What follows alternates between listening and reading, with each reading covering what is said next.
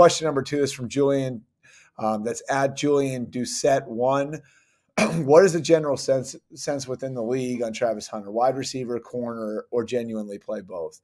Let's start with the idea that he could play both. I think the idea he could play both, is he good enough? Yes. Is it the right thing for his team or for him personally to do it? I think that's where it's a little bit more of a gray area. Like everything I've heard about the kid, like he would challenge himself and want to do it. Like he wants to be the unicorn.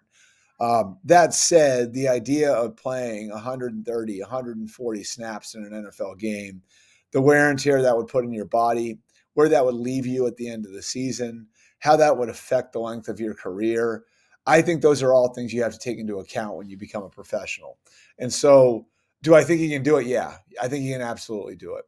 Do I think he will do it? I think that's a serious discussion that he and his team are going to have. He and his team are going to have when he gets to the league. And most people I've talked to think, in all likelihood, the easiest path to take, at least in the beginning, will be full-time corner and moonlighting at receiver. Again, like he is at that level. Like I think he's a top 10 pick at both positions. Now, what teams at the top are going to have to ask is, how do we plan to use him?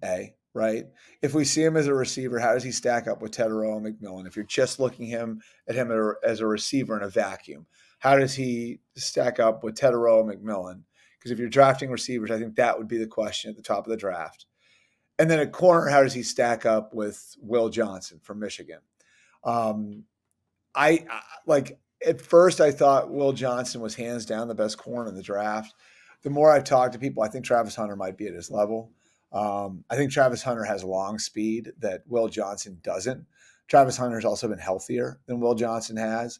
So, like, I think there's a good chance some team is going to look at him there at the top and say, you know what, we like him a little more than Will Johnson as a corner. So, like, let's bring him in and we can have him be our number one corner, and then we'll moonlight him at receiver, and we'll see we'll see how that goes, and we'll come up with a plan. Again, I just think in the team's best interest, in the player's best interest, it's probably to come up with a plan that does not include him playing every single snap both ways. I don't think it'll be good for how he might hold up over the course of the season. He's supremely well conditioned. He's he's got incredible mental focus to be able to pull off what he's pulled off at Colorado. But I think the wear and tear of an NFL season can get to him where what do you have left when you get to the playoffs if you're putting that toll on your body? And then, again, over the years, the sort of toll it could take on you, I think that's a factor too in your decision making. If you're Travis Hunter and the team that's involved with if you're the team that drafts Travis Hunter.